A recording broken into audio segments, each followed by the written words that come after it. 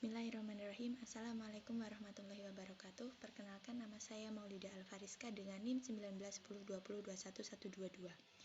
Di sini saya akan menjalankan tugas ujian akhir semester dari Ibu Ana Yulianti untuk mata kuliah Public Speaking. Di sini saya akan menjelaskan dengan tema diplomasi budaya Jepang.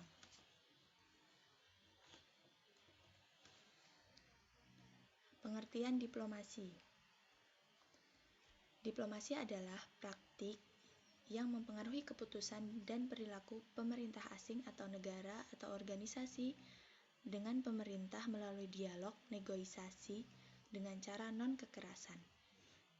Fungsi dari diplomasi adalah negosiasi dan ruang lingkup diplomasi, menyelesaikan perbedaan-perbedaan yang menjamin kepentingan-kepentingan negara melalui negosiasi yang sukses. Apabila negosiasi tidak berjalan dengan lancar, maka akan terjadi perang, dan perang adalah salah satu bentuk dari diplomasi juga. Tujuan diplomasi adalah pengamanan kepentingan nasional, kebebasan politik, dan integritas teritorial. Menurut Kautilya, tujuan utama diplomasi adalah menjamin keuntungan maksimum negara itu sendiri dan kepentingan terdepan untuk memelihara keamanan. Diplomasi terbagi menjadi dua, yaitu soft diplomasi dan hard diplomasi. Soft diplomasi adalah penyelesaian dalam bentuk damai dalam bidang kebudayaan, bahasa, persahabatan, dan ekonomi. Sedangkan hard diplomasi yaitu dalam bentuk perang seperti agresi militer dan politik. Soft diplomasi sama dengan soft power.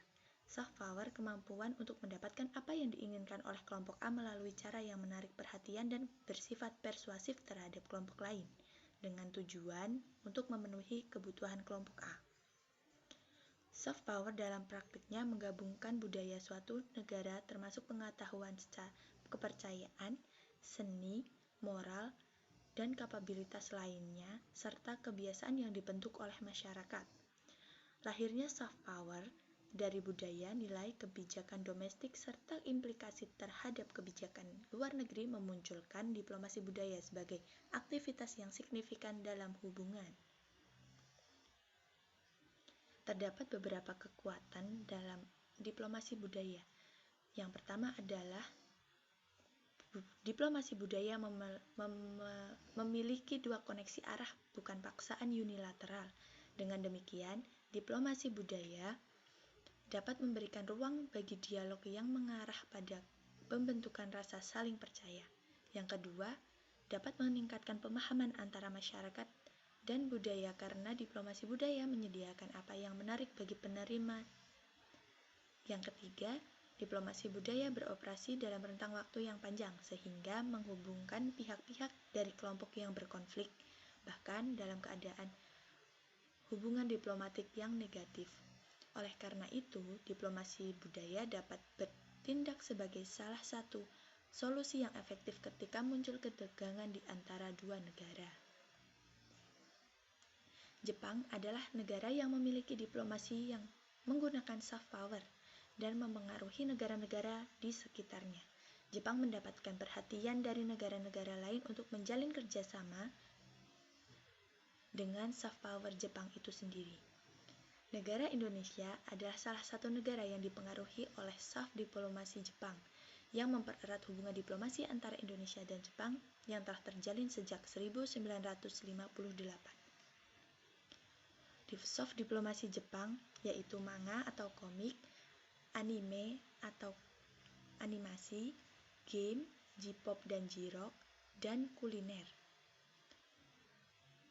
Manga merupakan salah satu istilah yang digunakan oleh orang-orang Jepang sebagai komik atau cerita yang ditampilkan dalam bentuk gambar berpanel.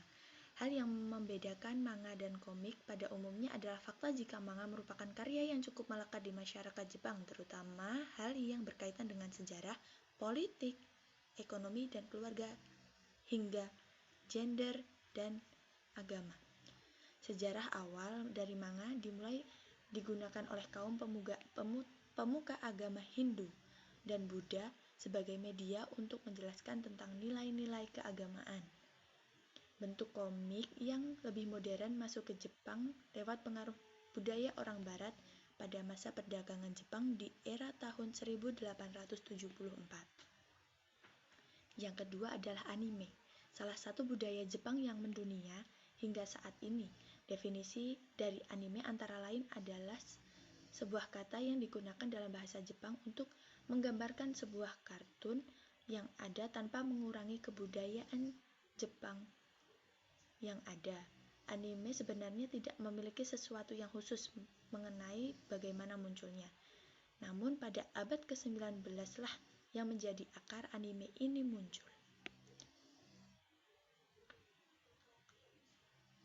Anime ini muncul ketika era Meiji pada saat pertengahan abad ke-19 sampai ke awal abad ke-20 di mana terdapat aliran berbagai pengetahuan yang bersifat teknisi dan artistik kebudayaan Jepang.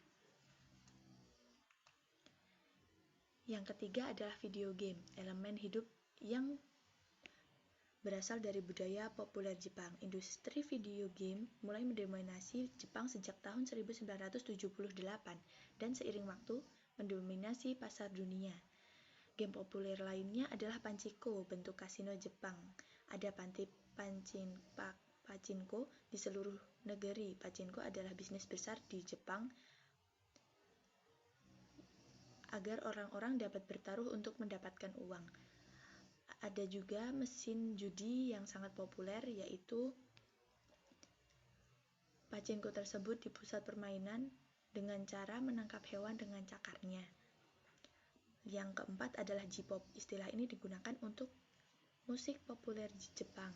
J-pop berakar dari musik tahun 1960-an yang dimainkan oleh The Beatles yang menggantikan Kayokyoku, musik pop Jepang pada tahun 1980-an dalam dunia musik Jepang.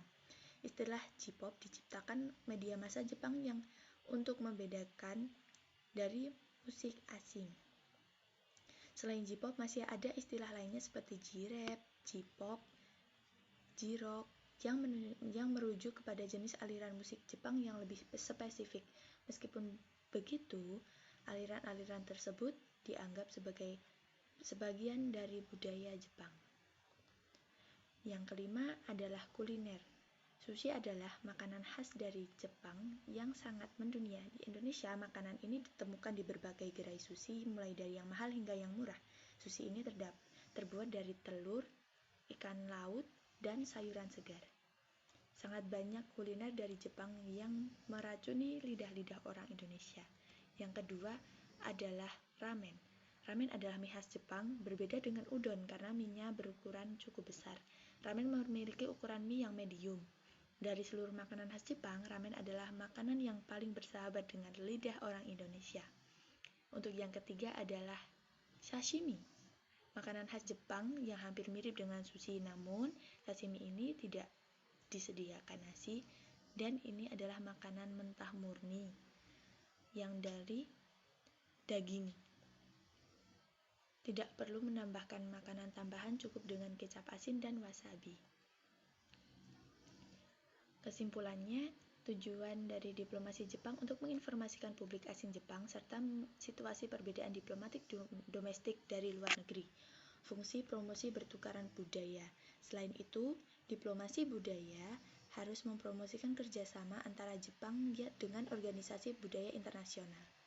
Dan tujuan lain dari diplomasi budaya Jepang adalah mempromosikan segala budaya yang ada di Jepang.